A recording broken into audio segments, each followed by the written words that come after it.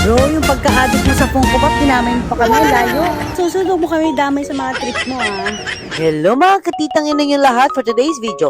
Samahan nyo kami, tara. Diyan sis, magko-commute lang kami. Ay malamang, magko-commute ka tita. Time check pala dyan, 8 a.m. in the morning. Kailangan kasi 10 a.m. nandun na kami sa pupuntahan namin. Is 9:30 na nga nung nakababa kami ng bus. Dapat mag-LRT kami kaso hindi kaya. Sobrang haba kasi ng pila, yung tipo bang nasa baba na yung nakapila sis. Kaya sinuggest ni Ishi na mag-UV na lang papunta rito. Diyan nga sis, minamadali ko pa sila.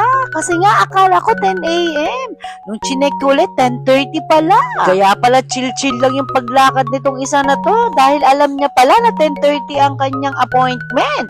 Pero syempre, mas magandang mas maaga kayo sis, di ba? Dati, nung mga kaedad ko yung mga anak ko sis, pangarap ko rin mag-aral sa mga university sa Manila. Kaso hindi ako pinalad sis. Kaya masaya ako para sa kanila sis. Sana mag-aral sila mabuti. Kahit mahirap ang buhay sis, tuloy lang para sa pangarap nila. Sabi nga ng daddy ko sis, ang sagot daw sa hirap at pagdaralita ay pagtitiis. Oo tita, ang layo naman yan. Ayan, pagdating nga namin dyan, time check ako, 10:15 a.m. Sakto lang pala talaga kasi naghihintay pa dito yung mga kasabayan niya. May nakausap nga ako dyang mag-asawa. Sabi nila, sinasamahan daw nila yung anak nila kasi nga freshman. Tapos nahihiya pa daw. Sa bagay, ganun naman talaga sa simula sis. Pero pag yan natuto na, naku po, ayaw ka na niyang isama kahit saan. Wala, kakatuwa lang. Kasi pagka freshman talaga, lagi may kasamang magulang sis. Ganyan din si Ishi last year. Diyan nga sis, tinawag na sila. Ayan, good luck anak, go! Diyan nga, pagpasok ni Yael dyan sis, sabi ko kay Ishi, uminom muna kami ng tubig. Naghanap kami dyan ng kantin. Kasi siguro mga isang oras namin siyang hihintayin.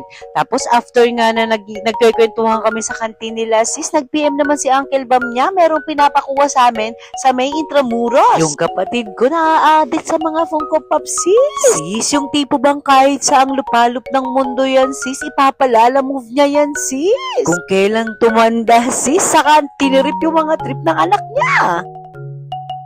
Bro, yung pagka-addict mo sa Funko Pop, dinamay mo pa kami, layo. Susunod mo kami damay sa mga trip mo, ha? Dito kami napunta, dyan, oh. Dito kami sa Letran. Ayan sis, dyan nga namin kinuha yung Funko Pop niya sis. Medyo kabado 20 ang tita mo. Addict yarn. Anak, medyo napatawa mo ako doon ha. Ayan nga sis, tapos na rin siya at naghintay siya sa amin ng mga 20 minutes. Sis, wala kaming breakfast. Tapos anong oras na niyan? Magwa 1 o'clock na pero dinire-diretso na namin sis. Siyempre sis, taga-probinsya pa kami. So kailangan namin mag-antay. Diyan nga sis, pupunta kami doon sa dean kasi kailangan pa siyang interviewin para makapunta na kami sa admission. After nga niyan sis, okay na rin. Tapos pupunta na kami sa kabilang building. Daming building. Sis, time check, 2 p.m. na pala niyan. Medyo tumatalab na yung gutom namin, sis. Pero dire-diretsuhin na daw, sabi ni Yael. Diyan nga, sis, ina-expect ko saglit lang kami. Diyos ko, ang dami palang tao. Inabot na kami ng siyam-siyam. Tsaka nararamdaman ko, sis, magiging dragon na yung dalawang anak ko kasi gutom na.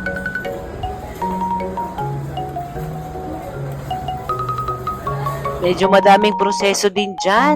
Kaso hindi na ako nakapag-video sis. Kasi yung isang anak ko nalobat na. So hiniram yung phone ko. Nakalimutan kong kailangan ko palang mag-video minuto. Dyan nga sis, pauwi na rin kami. Tapos na. Salamat Hashi. Nakapag-video ka pa dyan. Oh, salamat. Siya kasi may hawak ng phone ko sis. Nakalimutan ko talaga kailangan ko mag-video. Dyan nga sis, talab na yung gutom namin. Doon kasi kami kakain sa may bandang Espanya sis. Kasi nga kailangan niya pumunta sa dorm niya at meron siyang kukunin doon at kailangan ko para bukas. Sis, sa loob nga ng sasakyan, dragon na silang dalawa dyan. Kasi sis, gutom na.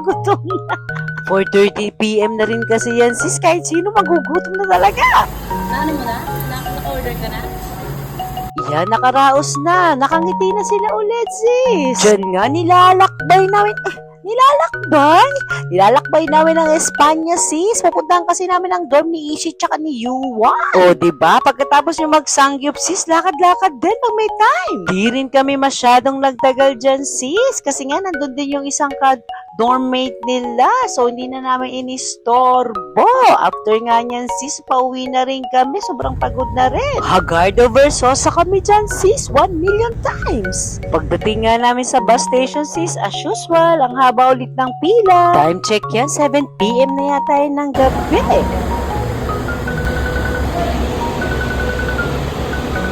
O siya, thanks for watching, guys! Until my next video, please follow, like, and share. Abay, supportan mo naman ang titang ina mo. Bye, bye, bye, bye, bye, bye, bye, bye, bye.